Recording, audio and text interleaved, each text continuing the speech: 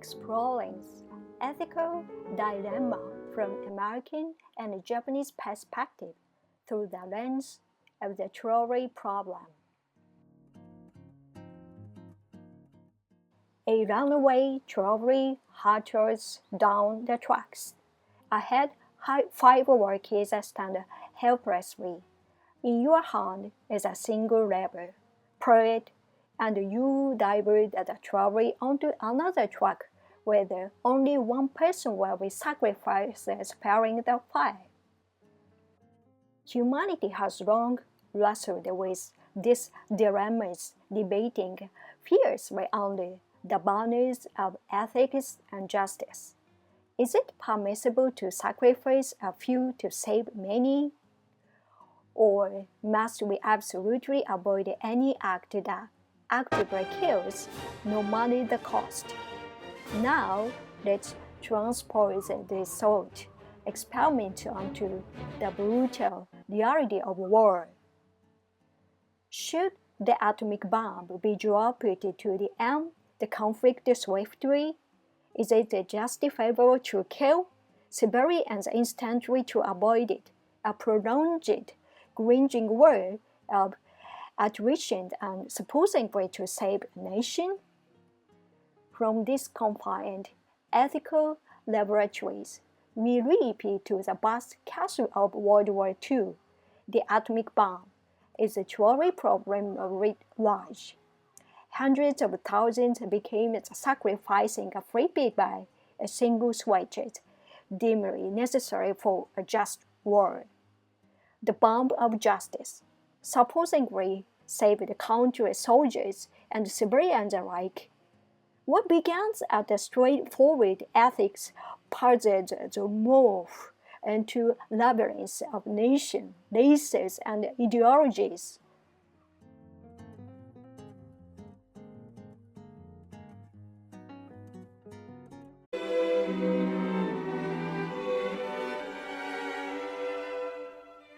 Ironically, we crunched the lever with trembling hands, yet justify the act through to the rhetorics of the good war.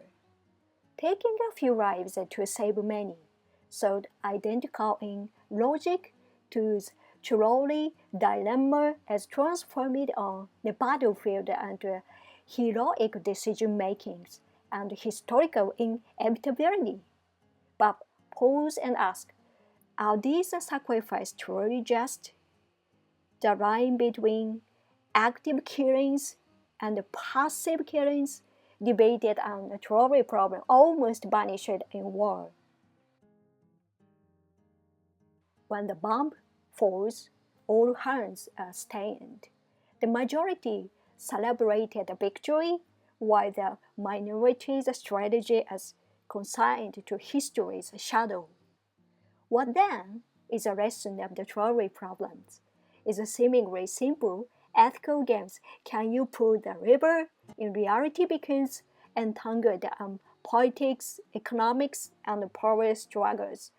The question of whose life is worth sacrificing is rarely decided by a single lever, but by countless unseen forces. In essence, both the trolley problem and the good war reduced to a cold calculus of majority versus minority. Ironically, under the banners of justice, ethics, we submitted to the logics of numbers, and once we take the steps, we become unwillingly passenger in the unstoppable, colossal trolley.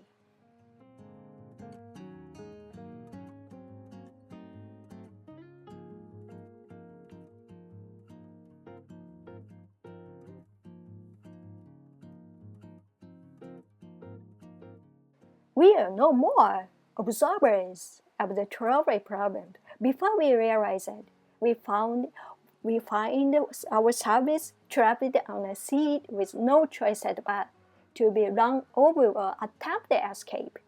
And this trolley is not just a mass of steel. It races along invisible tracks forged by geopolitical power struggles, economic interest, and ethnic tensions.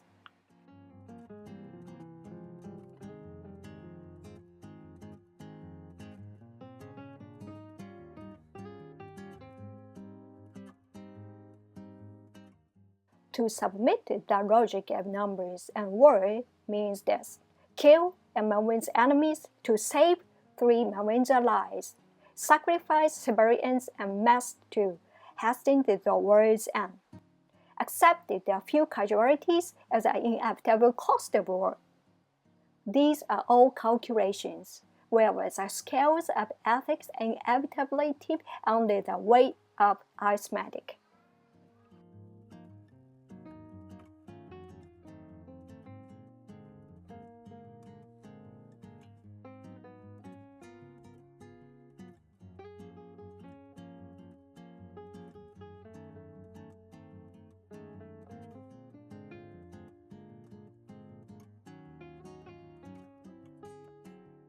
As passengers, we recognize our fate as expendable for the sake of majority justice, yet we are powerless to act. Even if we refuse to pull the lever, the tracks have already been set, and someone else's choices will decide who is run down. Ultimately, we remain at tiny pieces called in the cold logic of numbers, riding endlessly on this story. And therein lies the cruel irony. Though we love to speak of ethics, those ethics have become hollow, swallowed whole by the sorcery of statistics. We no longer stand on the stages of an ethical dilemma. We have been forced aboard the monstrous trove of numerical logic.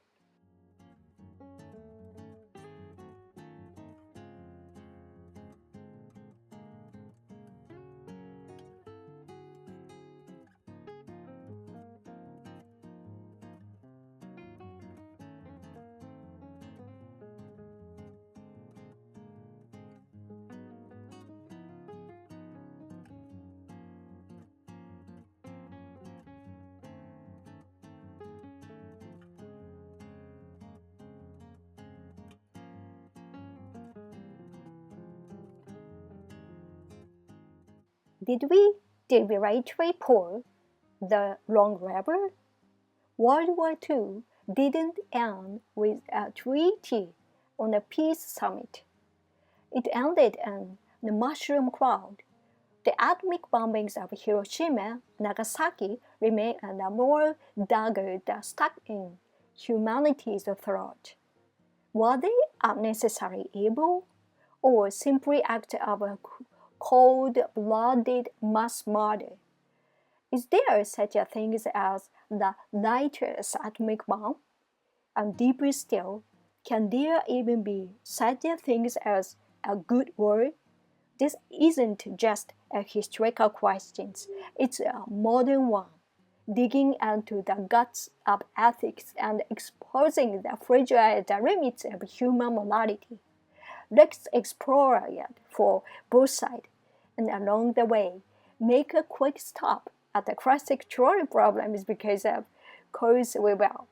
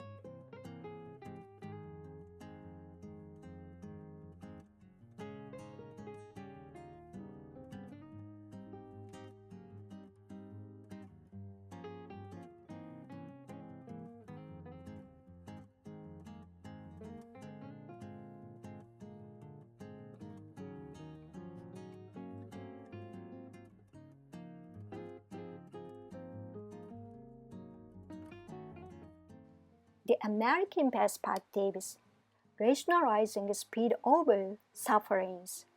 By 1945, Nazi Germany and fascist Italy had fallen, but Japan kept fighting, burning, starving, refusing to surrender. U.S. ran the numbers.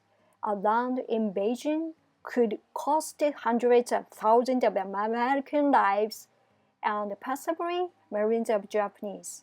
So they choose what might be history's most devastating shortcut: atomic bomb. Two bombs to end it all. Was this ethics or economics? This wasn't a human solution. It was a calculated detonation. Blast, fire, radiation, then silence. A city erased in minutes. Speed became the virtue, and bomb, the express lane to victory. Today, the B-29s and the bomb museums, souvenirs are sold. Sometimes civilization turns traumas into merchandise.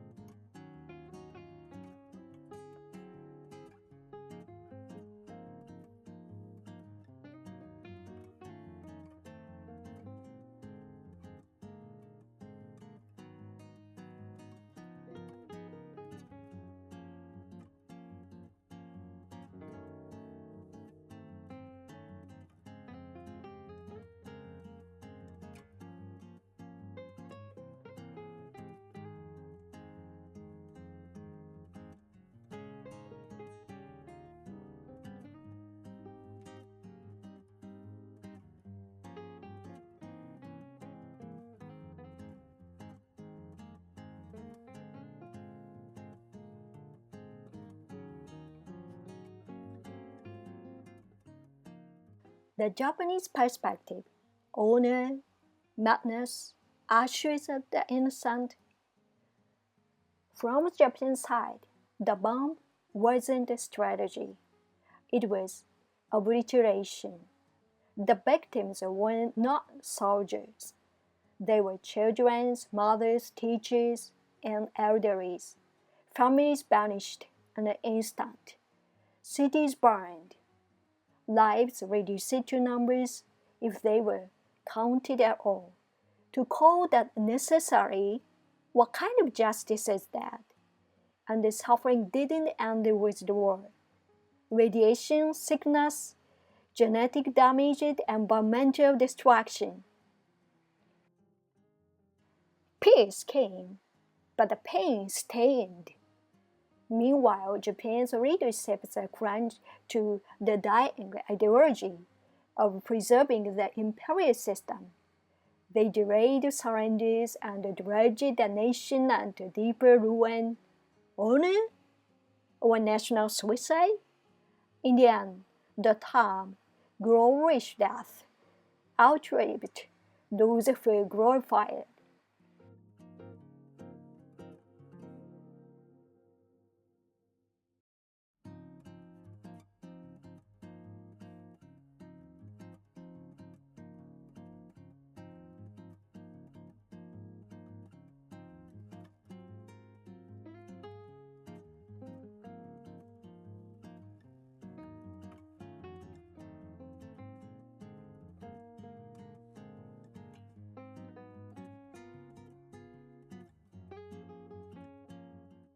The global perspective, ending fascism by abandoning its ethics. To much of the world, Japan in 1945 was the last fascist fortress. Some argued it had to be utterly crushed, no compromises, no half-measured, total victory or nothings. In that light, atomic bomb was marketed as a final, inarguable statement, but even if it forced surrender, who paid the price? Even now, the world cannot answer that question cleanly. Morality didn't just burn, it evaporated and the fire-bombed streets of Hiroshima and Nagasaki.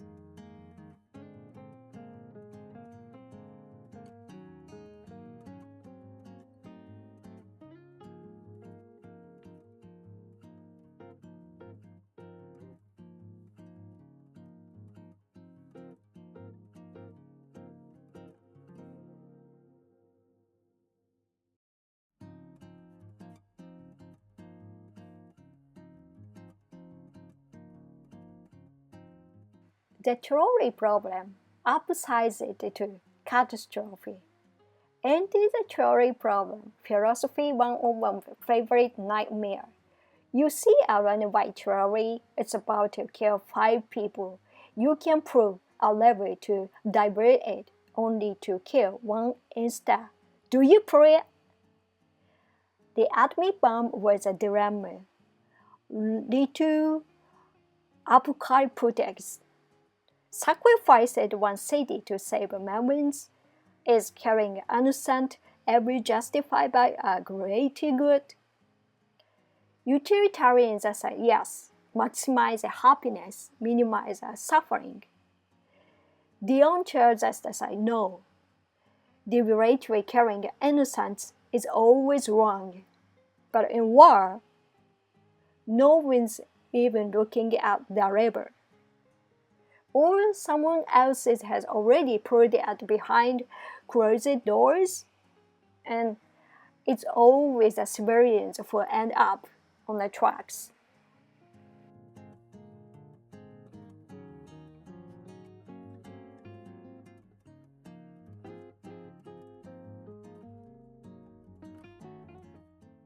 Can there ever be a good world? People still call World War II the Good War. It crushed Nazism, defeated fascism, freed the nations. But that's the winner stories. To Americans, the bombings may seem tragic but effective. To Japanese, they were a brutal, unforgettable massacre. Good war? That raises an ethical mirage, a portion struggling to make honor more palatable.